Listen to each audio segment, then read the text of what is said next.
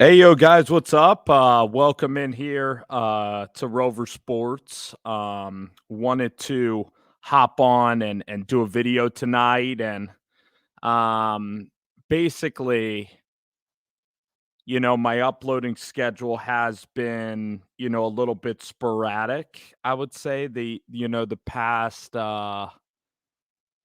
year or so, and wanted to do a video tonight just on a lot of recent, coaching rumors, hot seat, what I think about the NFL season, kind of just like a little recap for about 15 or 20 minutes. And the video will be good if you're like just in your car, if you're going somewhere.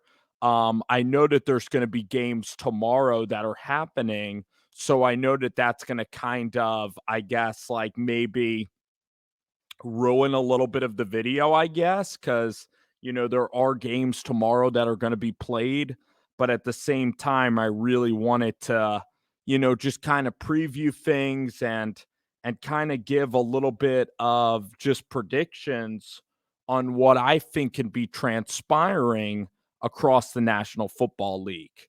Um, I wanted to say this as I'm kinda hooked into the show. I wanted to say that I'm gonna try to do one video like per day on this channel, kind of on the NFL, at least maybe one every 2 days, just on rumors and especially if there's breaking news or something.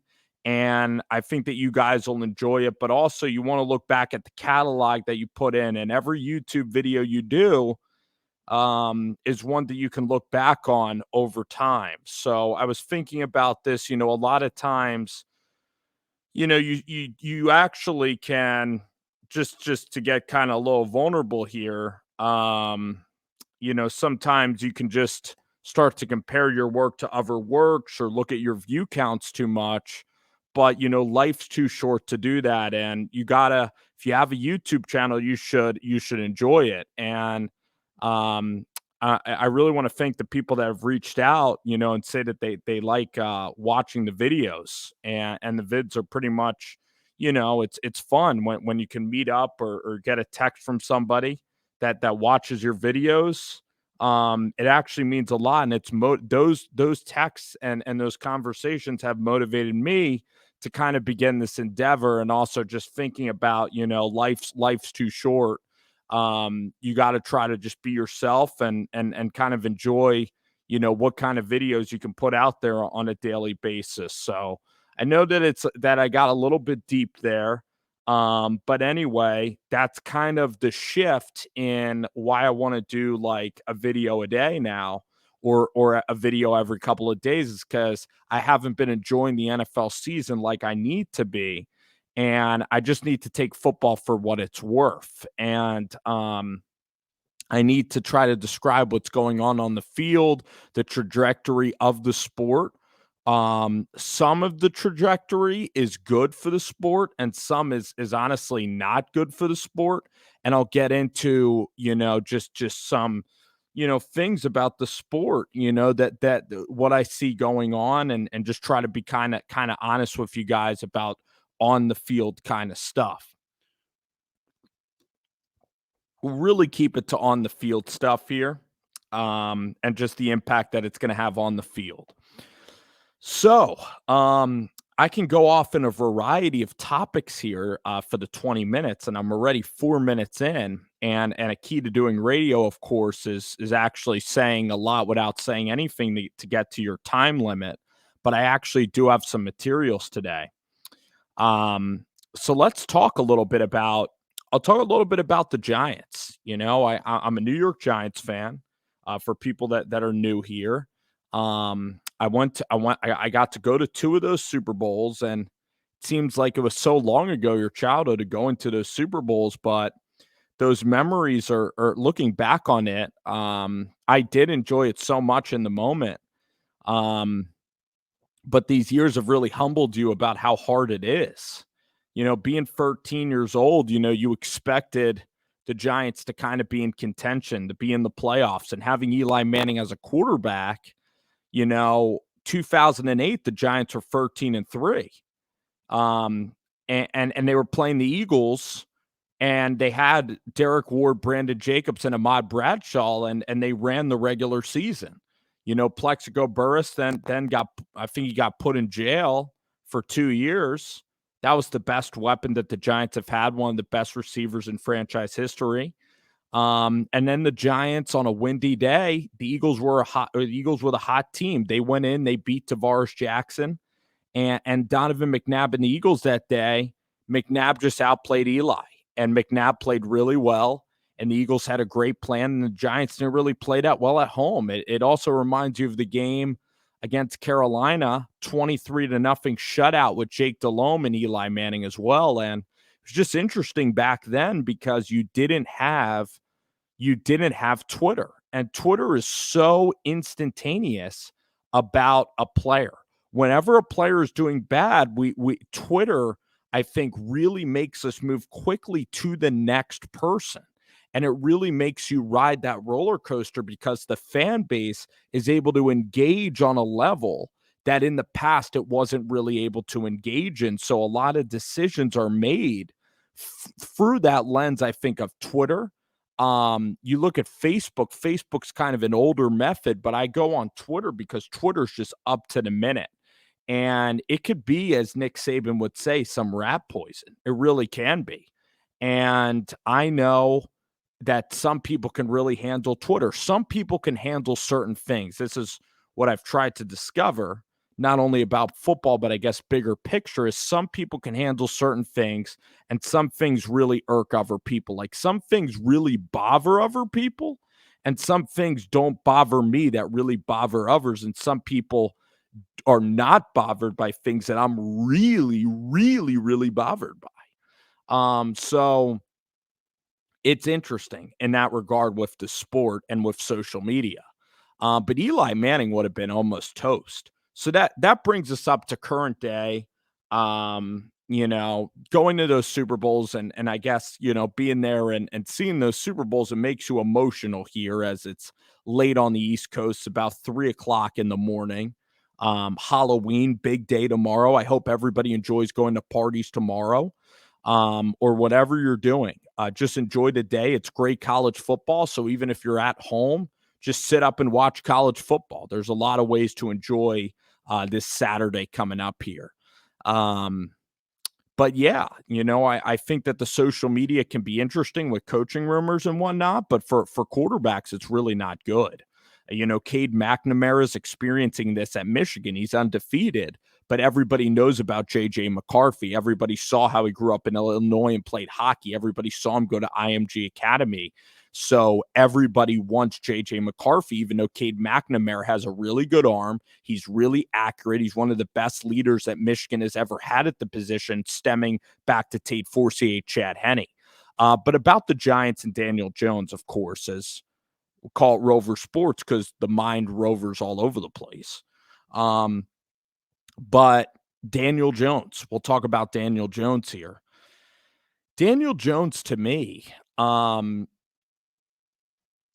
draft night happened. I was one of the few guys that really wanted to defend him because I didn't like how the community, really treated a draft pick.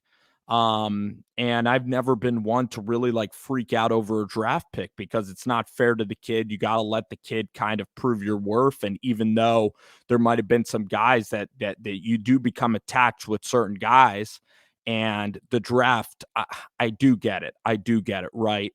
Like Mac Jones, you could look back at the draft and it could be the pinnacle of your franchise. I was sitting in Philadelphia, and I mean, you could say that I'm all over the map on this video. I don't really listen. I think I'm trying to make an entertaining product here, but you look back at Patrick Mahomes, and he was drafted, number 10 overall. And I got to go to the draft. It's in Philadelphia. I live, in the Philadelphia area. Right. And, I thought nothing of it. I'm like, damn, Alex Smith, I guess he's getting older. They're getting this guy from Texas Tech who's wildly erratic. He's probably going to sit back a couple of years. He has decent arm. He throws with, good trajectory on the deep ball. But like he's so erratic and he plays in the Big 12. And what type of quarterbacks have really ever had a pronounced impact on the NFL from the Big 12 at that time and playing in a complete aerial raid offense?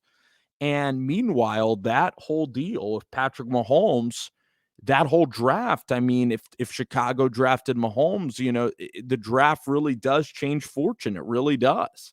And this could be a Zach Wilson conversation that maybe we can have later in the week. So Daniel Jones gets picked. The Giants fans get all upset.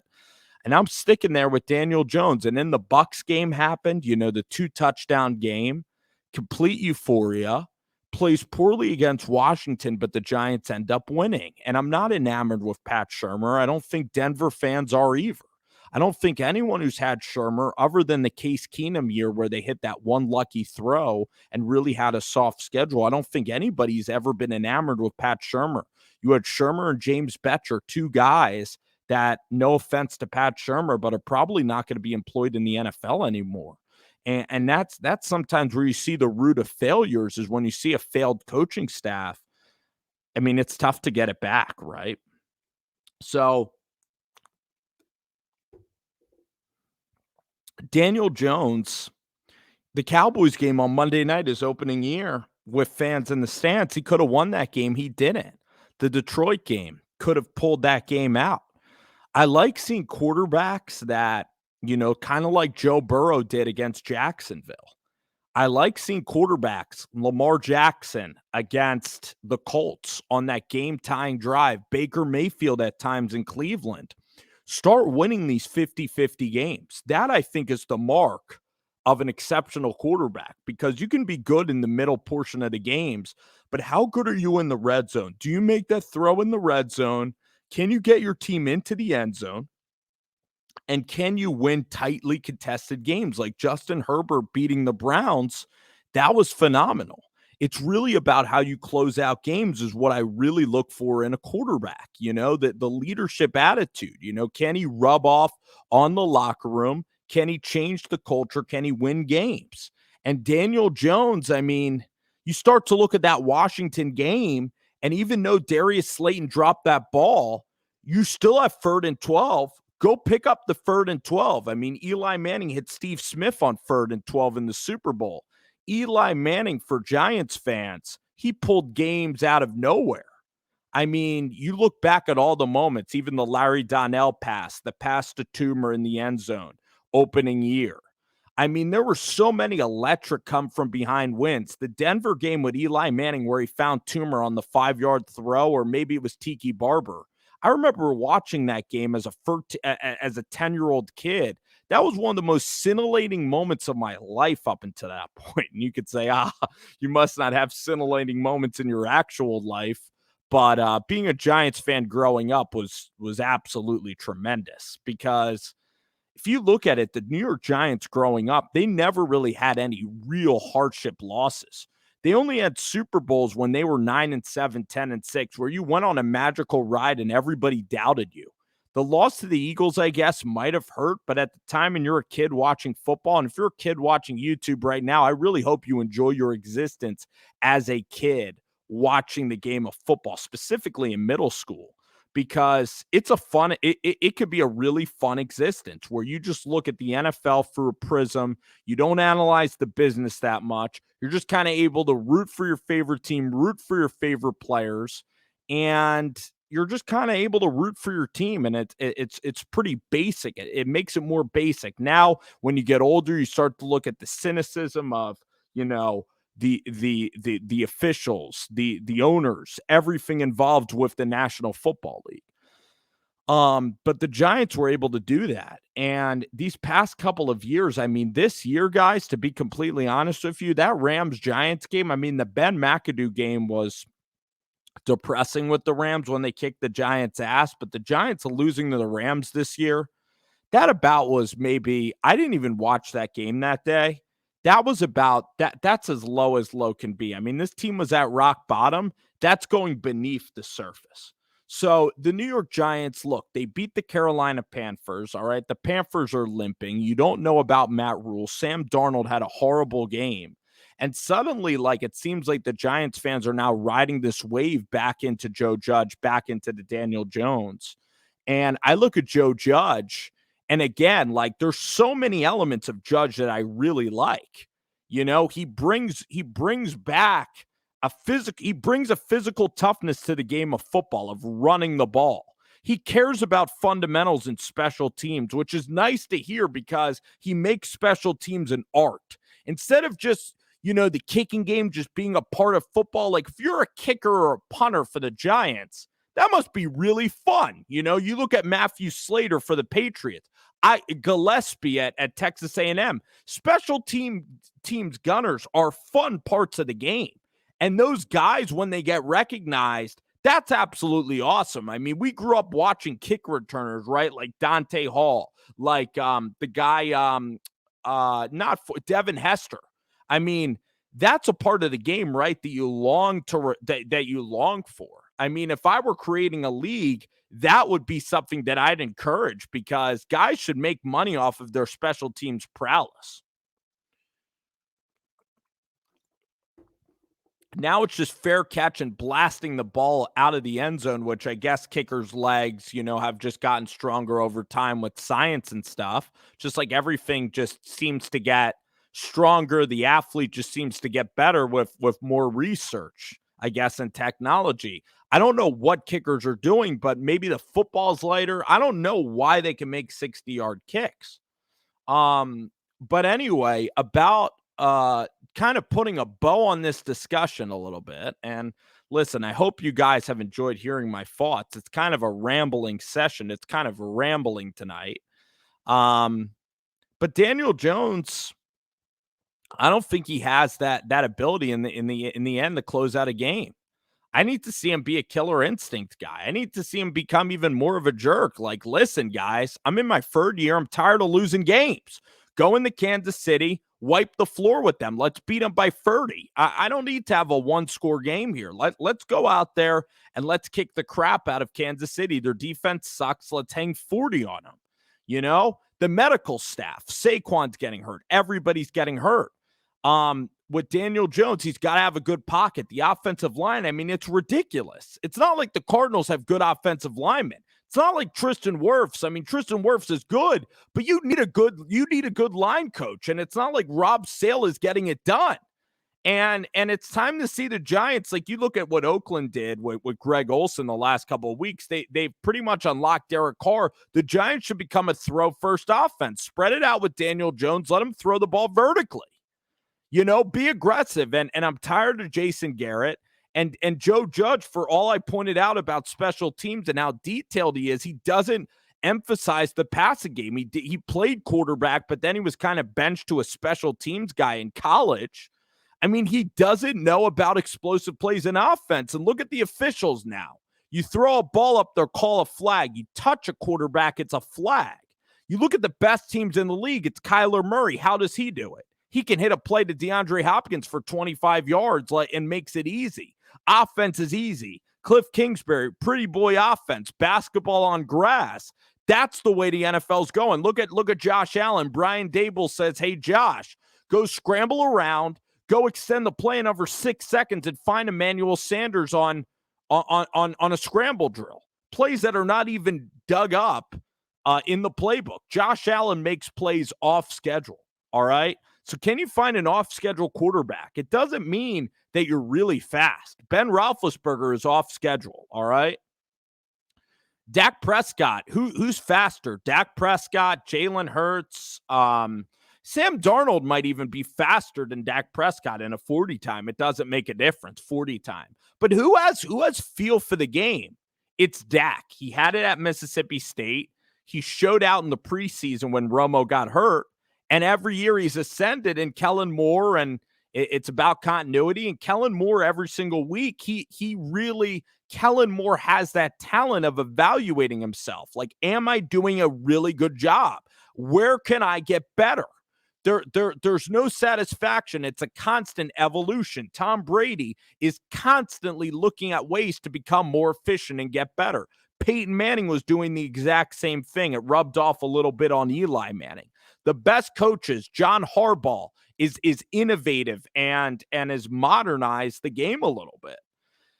And that is kind of where the game is going. And with Joe Judge, he doesn't understand offensive football. And Daniel Jones, I don't think he's that quarterback. I don't think he's a good improviser at all. He's a stable kind of pocket passer. You're going to have to create a system like Mac Jones. You got to have really good running game.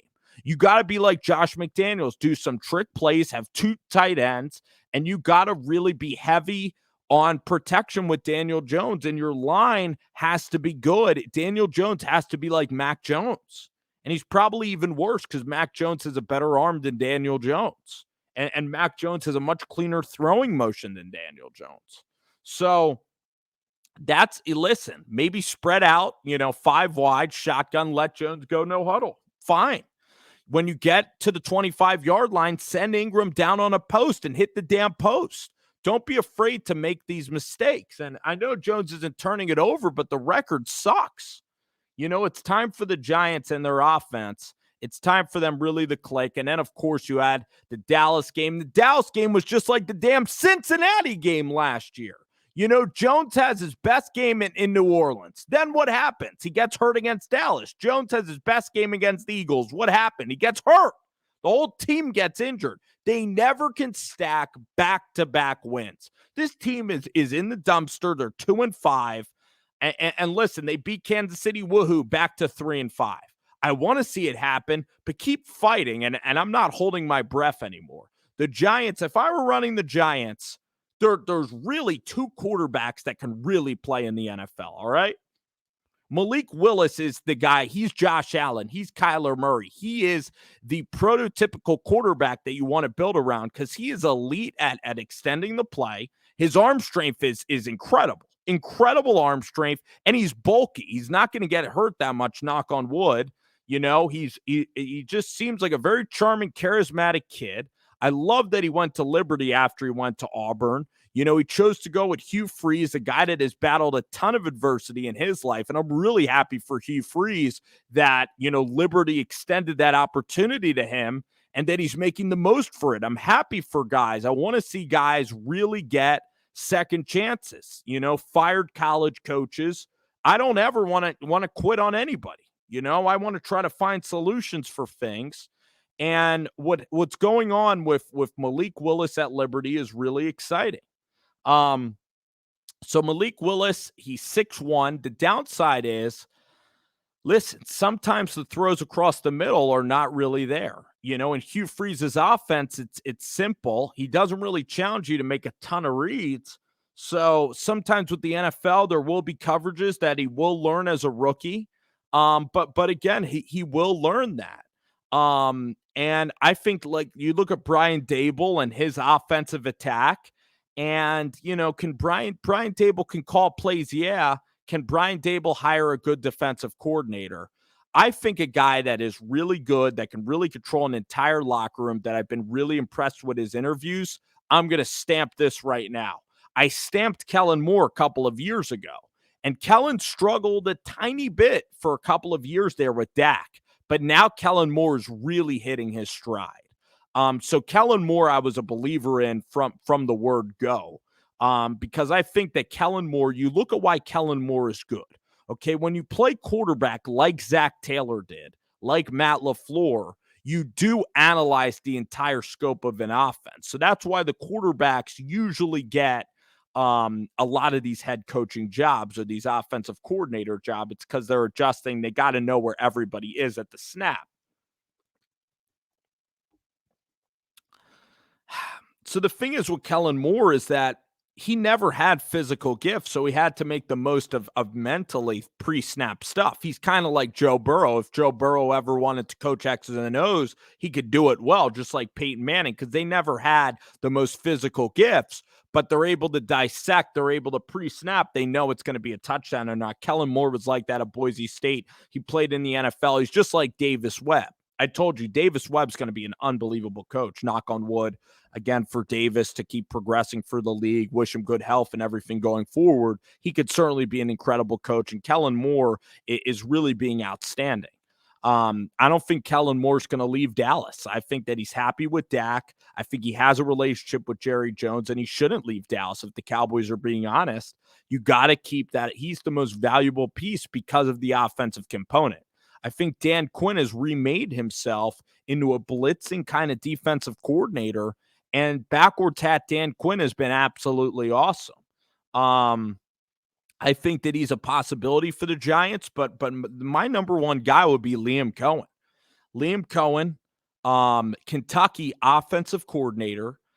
This is a guy, Liam Cohen, that, I really believe that Liam Cohen can really lead an offensive attack. And I believe that he can do running game with Sean McVay. He's worked for the college game. He's a great communicator. I would let the guy grow on the job. You pick somebody, you trust it, and you let them grow on the job. The Giants with Joe Judge seems pretty stubborn in all of his press conferences. He didn't switch on from Jason Garrett. Joe Judge needs to have real he really needs to have a say in the offense if he's going to keep his job. And Daniel Jones is going to really have to be unleashed. And then you look at Dave Gettleman, he gave all that money to Leonard Williams. Nose tackles are really not prioritized in this basketball on grass. So, Malik Willis is the guy. And then if you're going to build a team, Carson Strong's also a guy. And I think Carson Strong could be just as good as Malik Willis. He just needs really good centers and guards. Malik Willis is safer than Strong in some ways because Malik Willis, they're just totally different players. Malik Willis can really scramble, can really hit the explosives. Carson Strong can pick you apart. Carson Strong's deep ball is probably the best that I've really seen at the college level, maybe dating back to ever. Probably the best deep ball thrower that I've ever seen play college football is Carson Strong. You're trying to think of other guys that really threw a good deep ball, and these are hilarious. But maybe it's Taylor Cornelius or Brandon Whedon threw good deep passes. You talk about your favorite college quarterbacks. Manziel was a really fun college quarterback. I could talk about college quarterbacks because they're really fun. Elijah Sindelar of Purdue. I could talk about random college quarterbacks. Colt Brennan, Matthew Stafford. I've watched all these guys. I love the quarterback position. The point guard position in basketball and the quarterback position in football are the two best positions in all of sports. And man, it's just emotional because I love watching the quarterback position. Peyton Thorne, Illinois kid. His dad coaches Naperville, Illinois high school. Jimmy Garoppolo's from Chicago as well. I love to see where did these kids grow up, their journeys. Mac Jones, Jacksonville, Florida, went to Bulls High School. Sat 3 years, could have went to Kentucky, went to Alabama. Now he's working with the Patriots. So there's some times when you're in a mood that you could talk about the quarterback position. And Carson Strong's the type of quarterback, guys, all right? Quick release from the quarterback position, all right? Quickest release that you'll see. Great footwork. When he has a clean pocket, there's nobody better than Strong. Has a real passion for the game. Maybe the most passionate guy that I've seen in college since Baker Mayfield. Wears his emotions on his sleeve, which I don't want him to become. Baker Mayfield, first year in the league, they said he had to mature up in the second year with Odell Beckham. And now Baker Mayfield, it's a shame. He's become the cookie cutter guy that he said he would never become, but that's what the media takes out of you. The media kind of makes you the cookie cutter. Aaron Rodgers, ironically, is actually really starting to become likable to me because he's having fun. He's joking around. He's not taking the position too seriously. He goes on McAfee. He cuts it loose. I really think this Aaron Rodgers is showing more passion for the game that I really enjoy. Mac Jones is himself all the time. Lamar Jackson is just a guy, too, that I really think plays the game with a joy. about him that is likable. Russell Wilson going out there on the field and mock going through a 2-minute simulation is somewhat corny, if we're being honest, somewhat peculiar and weird.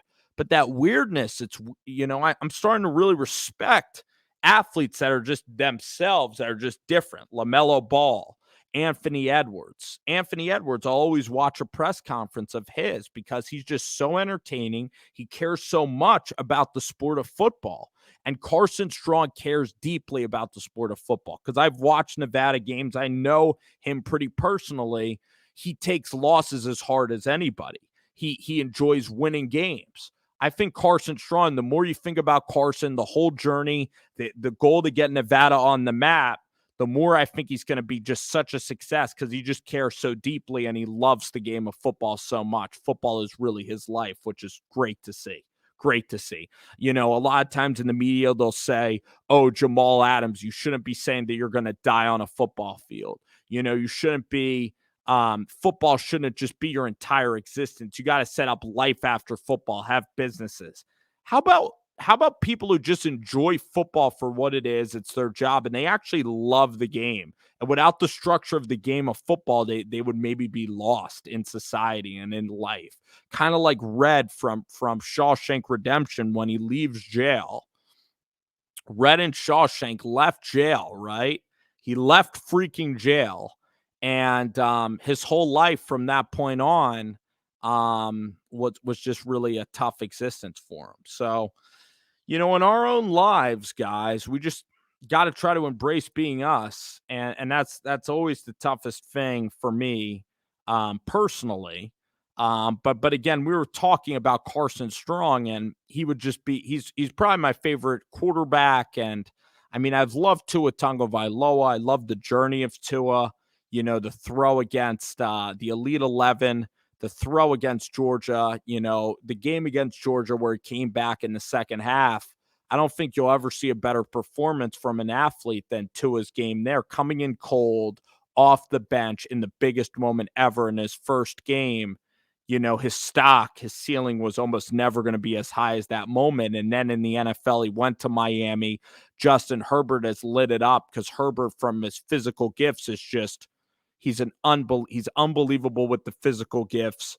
He really had some great coaches. He had Anthony Lynn, who actually wasn't a bad coach for the Chargers, but he's made it work. He studies the game. He's blessed with intelligence, great leadership qualities. And at Oregon, he didn't have that killer instinct either. He was a little bit like Adrian Martinez, Daniel Jones a little bit.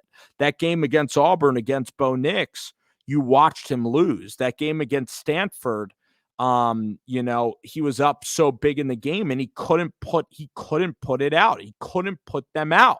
And we're going to have to see in the NFL, can this guy win Super Bowl championships? Is he going to be better at just putting teams away? You look at Joe Burrow. Joe Burrow understands time, situations. He understands the situations better than almost anybody. And that's why he's so good. That's why Burrow was taken above Herbert. I mean, if you watch them go to your pro day, Herbert is better in every facet. But Joe Burrow and Tua, they both could win. Now, is it because of the receivers that they had at the college level? I do think it takes talent to win. And at least Tua came back in that game, threw 2 touchdowns, put them in position. He did clutch out with the situation that was there. So Tua, he did win some of these games last year. But unfortunately, his tenure has been really rocky. Nobody seems to want him. It's almost like Tebow in Denver. It's a lefty quarterback. He's winning games, but it's been so damn ugly. But again, everybody wants to move on, and they want to move on because the guy doesn't have the arm strength that really attracts the eye. From the naked eye, he can't really run. He's so small out there on the field compared to these NFL guys, and the arm strength is just so weak. There's no explosive plays down the field. But I look at Tua, and I guess it's maybe from a biased lens. Everybody's a little bit biased, but the guy has such a quick release, and he can really throw slants. There's a real place for him in this NFL. You look at Jimmy Garoppolo, and he's almost so oblivious to the Trey Lance talk that it's actually commendable how he's able to really compartmentalize and block out noise. The best athletes, Kobe, Michael Jordan, some guys internalize big and are still really good. I think Tom Brady internalizes, LeBron James, like some Jordan Spieth. Like there's some athletes that hold that grudge, and some like Dustin Johnson that are just out there. Brett Favre is like that too, just out there and just playing with their talent. Patrick Mahomes is a little bit like that. So it's just an interesting kind of window into how things are. But I look at the quarterback position, right? And I look at Carson and Malik Willis. And I've been frustrated with the Giants, but I look at Malik Willis and Carson Strong. And then I just said Liam Cohen would be a really interesting choice. Who else would I interview? I'm going to get 7 interviews out of this thing. I'm going to talk to Joe Brady. I'm going to ask why it didn't work with Sam Darnold, why it worked so well at the college level. I'm going to talk actually to Zach Kitley of Western Kentucky. I'm going to see about that aerial raid. Can they run the ball out of the aerial raid offense? I'm going to talk to Kevin O'Connell. I think O'Connell could be like a Matt LaFleur type. I think he could be a really, really good coach. He's out there in LA. I'm going to talk to D'Amico Ryans, actually. Defensive guy, really can be really good schematically with defense, and was from the Robert Saleh trees, having kind of a rougher year right now. But again, I think that he's really good defensively. So I would ask about some of those guys. To me, Bieniemy, I don't know if Bieniemy, is he going to be able? Is Bieniemy like, that's the thing why I need to see more of Bieniemy. Does Bieniemy have a plan for how he's going to conduct defense? Some of these guys are offensive guys, but you look at Liam Cohen, I think he understands defenses really well. You look at Eric Bieniemy, how much of it's Reed, how much of it's Bieniemy. So I have real concerns about Bieniemy, but at this point, the guy absolutely deserves a coaching job. And it's going to be interesting to see how the guy does. I mean, when you're the offensive coordinator, you've been working in the NFL for a long time, you certainly deserve the job. Now, do you think that he's interviewing that well? I don't know. I mean, Arthur Smith was able to beat him out. I think Arthur's going to be really good. Dan Campbell for Detroit was just a really good fit in Detroit. He didn't really want to go to Houston, and Houston didn't really have interest in him. Philadelphia must have not interviewed that well, because it's not like Nick Sirianni with his press conferences. You think, oh, can he interview that well? Now maybe Nick Sirianni can be controlled better. But Joe Judge, I mean, you listen to Judge, you can nail an interview down. Some guys can just nail interviews. Trying to even think, Tomlin, of course, can nail an interview. Raheem Morris can absolutely nail an interview. It's why Raheem Morris keeps getting hired. But Raheem Morris is actually a really talented defensive coordinator. That's also a guy that you're probably going to interview in the process. But for me, I'm going Liam Cohen, number 1, clear cut. I mean, it's Kellen Moore, number 1. You're probably not going to get him. Liam Cohen's really high on that list. Lincoln Riley's a little bit of a bitter guy. I don't know if that's great. Kevin O'Connell would be in the top 5. Would be really exciting hire is Kevin O'Connell. Would be a really, really good hire. I don't know how well he can do defensively. Mike McDonald from Michigan, the defensive coordinator, gosh damn, he'd be in my top 3. Mike McDonald would be in the top 3 there. You'll joke when I say this, but Will Hall is going to be an unbelievable coach. If I were LSU, I'd look at hiring Will Hall. He's that good. Matt Rule might end up leaving Carolina, so Joe Brady might get promoted.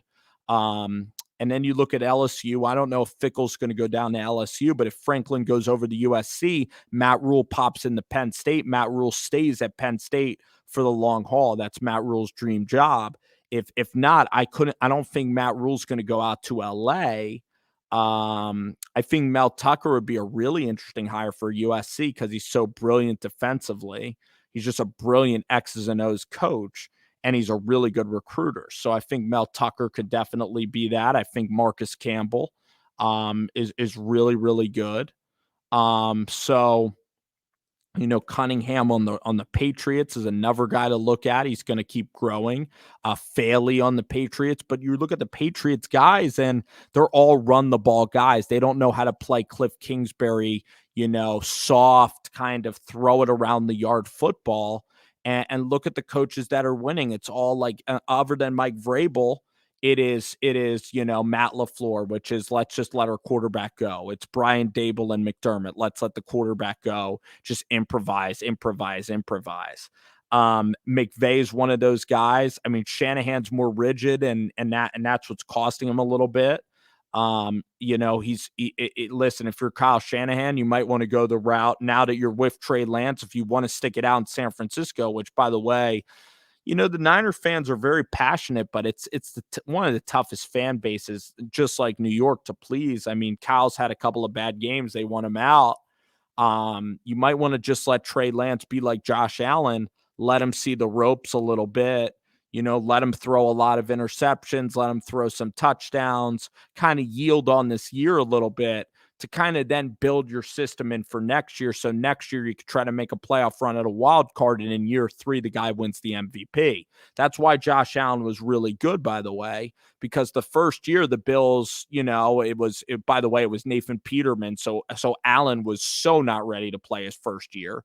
You remember Peterman beat him out, Matt Castle. I mean, there were guys in Buffalo. Peterman beat out Josh Allen. All right. People forget, because that's part of the advantage, I guess, of trying to remember like every step of football and where people's heads are at.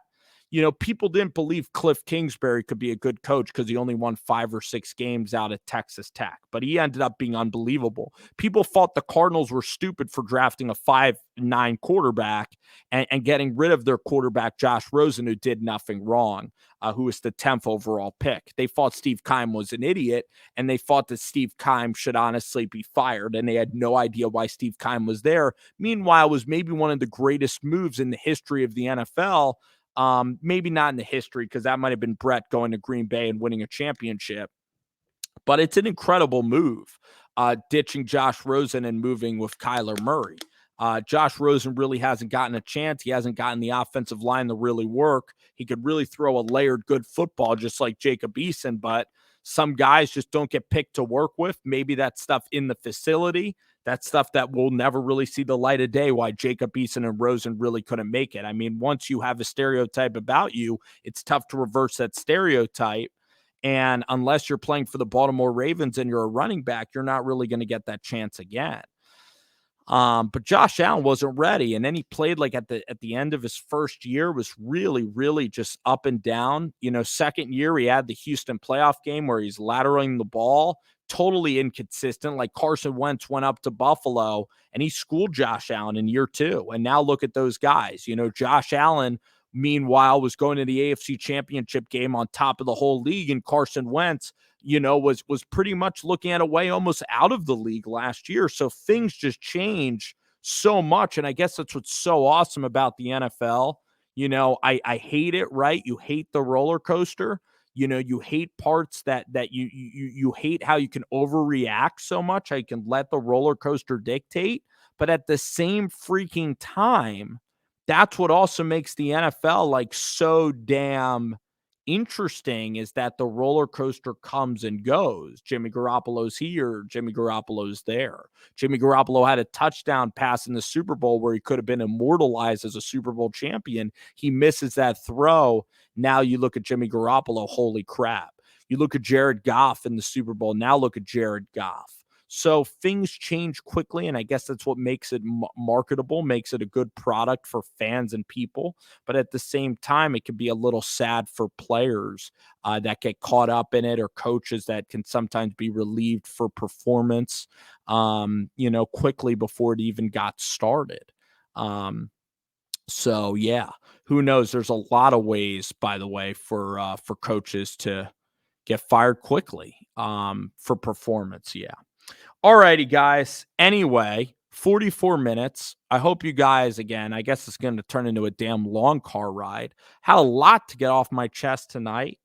It really just depended on the mood. I'm kind of in this, my sleep cycle's all messed up, and I was in the mood to just to just talk. And I guess I was suppressing a lot of thoughts about the National Football League tonight.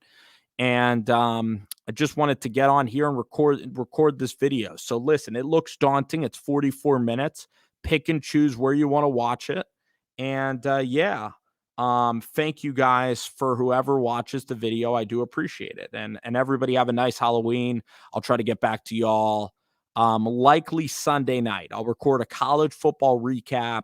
I'll also talk all about the National Football League. There are so many games, especially in the NFL, I'm really excited about, and then a few in college, like Michigan State.